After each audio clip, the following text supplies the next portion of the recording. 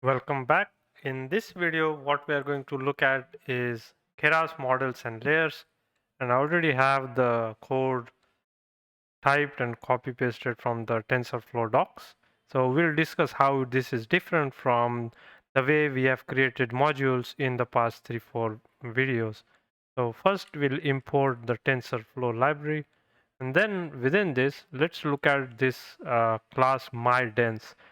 The difference here is that earlier when we wrote the module using and just by using tf.modules, this particular text was replaced, and here we used to have tf.module, and then inside of this init statement there is this extra star star keyword arguments listed, and the same that we have here. Earlier, what we used to have here was name is equal to none. So that was the argument. And then over here, we had name is equal to name. So those are the two changes. Otherwise, the self.w, we declare the tf.variable using in features and out features, and then self b, again we initialize with zeros with dimensions of out features, and then we do the matrix multiplication, and here we have the output from the ReLU function. So rest of the code is the same except for these three points that we have. Now when we run this particular block of code, we again can give the inputs as we have here. In features is 3, out features is 3, and we can run this code to see what output we get. So here we have created the simple layer, and then we pass in values which are 2 to 2, same as what we had before, and we get this output that we see down here. Next, in the difference, another difference in Keras is, as per the docs, it is convenient in many cases to wait to create the variables until you are sure of the input shape. And so earlier when we created a flexible dense layer, we had put all of this shapes, the shapes of W and B were put inside of the call. And here in Keras, what happens is there is a separate method called build that is created inside of here. Talking about call, there is one difference I forgot to mention in the earlier code, and that is this call.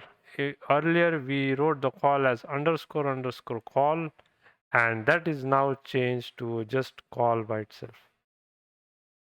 And same way here, then what we have is, instead of tf.module, we have tf.keras.layers.layers. And in here in the init, we have the keyword args, star star keyword args, and same thing inside of the super. Now we have this additional method here, which is build, and it takes in the input shape, and that input shape is then used here to create to get the shape for the uh, variable w, and that's what earlier we used x dot shape, and then we had -1 like so. So that's the difference here. And again we have the call written without any underscores before or after. The rest of it stays the same. So this is how we the flexible dense module is created, can be created in Keras. And when we run this particular module, as we see, so this will have created that. And now if you look at the flexible dense layers, we do not have any variables created yet.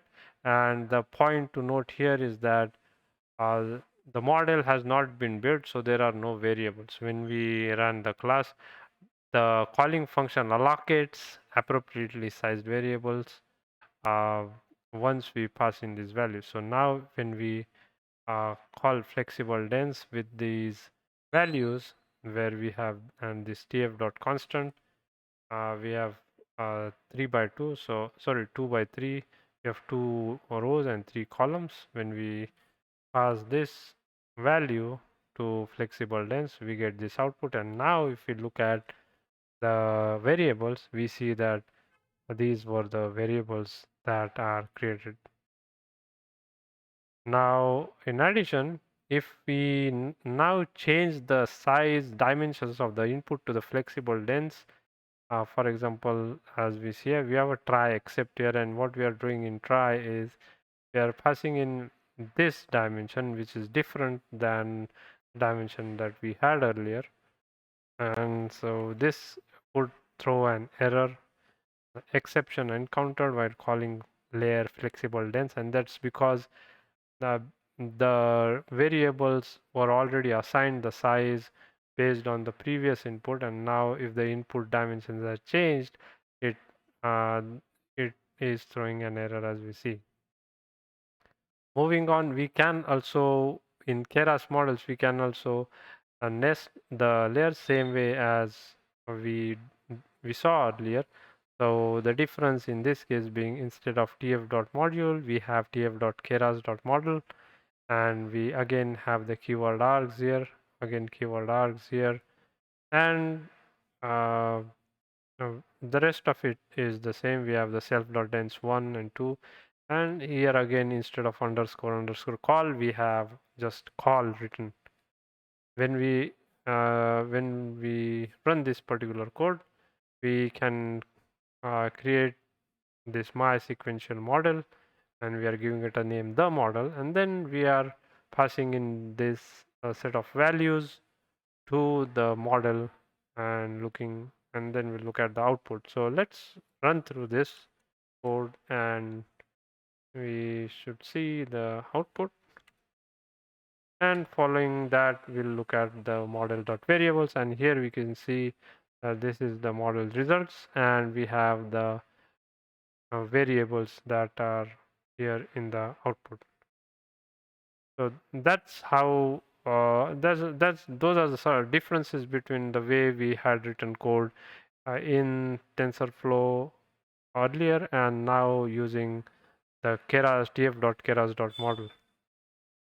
Furthermore, we can construct models using simple assembly of layers as we see here, and this is something new that we haven't done before, where we have inputs is equal to tf.keras.input and we specify the shape, and then we have these layers that we can stack. So we have FlexibleDense now with the input of 3, and then we have FlexibleDense with a size of 2, and then this would go back and call the FlexibleDense layer that class that we had created above, which is right here, FlexibleDense, and the values that we had input, those values would be used inside of that to determine the shape of variables, and then we can again call tf.keras.model with uh,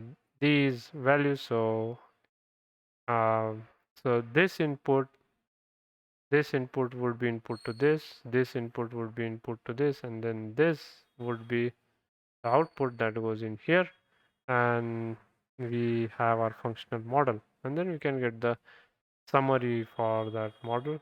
So let's run this, and this is the summary we have. We have the input, then we have the flexible dense. This is the first layer, then we have the second layer, and so we get other details such as total parameters, trainable parameters, and non-trainable parameters. And finally, we can run the model using some values which are 2, 2, 2 as before, and we get this result in the output. Now, similar to the TensorFlow, where we were able to create a checkpoint and we were able to save and load the saved model, we can do that the same thing with Keras. So let's say we have the my sequential model, we can save it by .save, and once we save it, if you are in Google Colab, if you click on this folder, you see this ex name of file, and that's where the model is saved. the assets variable and these .pv file. Then we can load that saved model using tf.keras.models.load underscore model, and we specify the name of the model within quotes. So we get the reconstructed model right here, and then we can run this reconstructed model with some values, as we see here with tf.constant, and we have the values of 2, 2, and 2. So when we run this, we get the output result. And so this was a very brief overview of how the modules are built in Keras and how they are similar to what we have seen in earlier videos in TensorFlow. So with few couple of changes, Keras makes it a little easier with added functionalities to use these modules.